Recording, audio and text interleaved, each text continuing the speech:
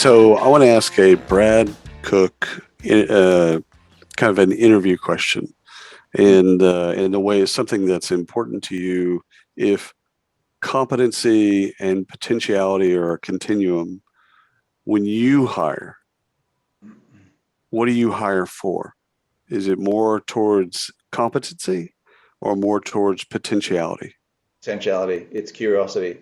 One of the biggest things over the years, and I always used to use Lominger cards. So Lominger card sort is all these skills, competencies, stuff like that. And we would sit down with the team, and it starts with 60 odd cards, and you break it down to 8 to 10.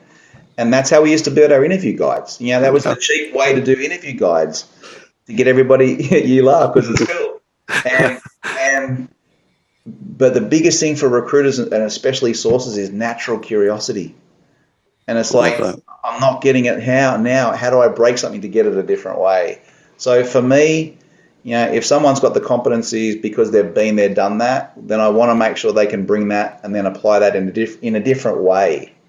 What worked at one company is not necessarily going to work at another. So that's why I come back to life experiences. The very first question about a degree, it's about life experiences and how do you interpret those life experiences into something else, and then You break know, it and then fix it. dude, you have just like the last three or four things you said. I just have to go back. I thought you were going to say it's not who you know, it's who knows you, which is kind of what you did say. And the Hmm. easier you make it to find me, the more likely it is I am going to find you. I Right. also really, producer Bev chatted me and said, he didn't even hesitate. He just said potential. I think that's part of your charm. Again, your willingness to consider because back to my foxhole, do you want to go to war with the guy that wrote a book about it? Do you want to go to war? It's like I may have 20 years of experience, but it might just be 20 years of 1 year of experience of the same year over and over and over. And that's a great way to look at it. And it's a mindset. But I think that the net or the takeaway is, be assertive, be not aggressive, but be Opinionated. ambitious, be bold, be discovered, because it's literally one of those deals where you're going to get out of it what you put into it. And I especially love that you eat your own dog food. I learned that VP talent acquisition thing from you at a smart recruiter Well, I convention. remember a session that you ran. Like, it was at one of the credit unions, and I'll say the kid because he was a Facebook kid. He was early in career, but he was doing sourcing, and like those conversations that I learned from him was, they were having problems of interview to hire ratios or screened, and he was rattling these different ratios, and that conversation has stuck with me for years, and I still go back to that. Okay, I need to make sure that our Yeah. conversion ratios. It's not just talk about the overall funnel, but this young kid was dealing with stuff that I hadn't dealt with because they've got volume and they were trying to figure out why something wasn't working. Genius, so just learn from everybody else because I don't have all the answers. I have opinions, but doesn't mean they're right. Okay, so and that's really a good point because your humility, and by the way, humility isn't thinking less of yourself; it's thinking of yourself less and being willing to go say, "Hey, I've told you this. The one thing I know one thing for sure. I know nothing." And then my trick So, question is, and I know your answer, but what's more important to you, Brad? Everything you know right now, or everything that you don't know? And I'm sure it's everything you don't know. everything And I don't know. it's funny when that switch happens because for the longest time I had to be right. I had to be first. It was going to be my way. If I want your opinion, I'll give it to you. And now that's completely flip flopped. And that disposition allows you Hmm. to attract and engage a team that really wants it. They know if they come to you, Brad's going to consider what I'm doing, whether it's coming out of left field or right field or center field, And or if it's a foul ball. if we don't, we'll circle the wagons until we come up with a solution from every angle.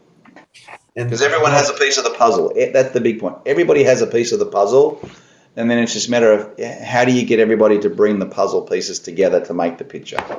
And how many times have I called you and said, "Hey, dude, I saw this platform that says it does X, Y, and Z. Would you please look at it and just tell me if I'm because I can't tell." And you're like, "Yeah." I mean, just that open mindedness and curiosity to say, "Yeah, Sure, I'll take a look at it.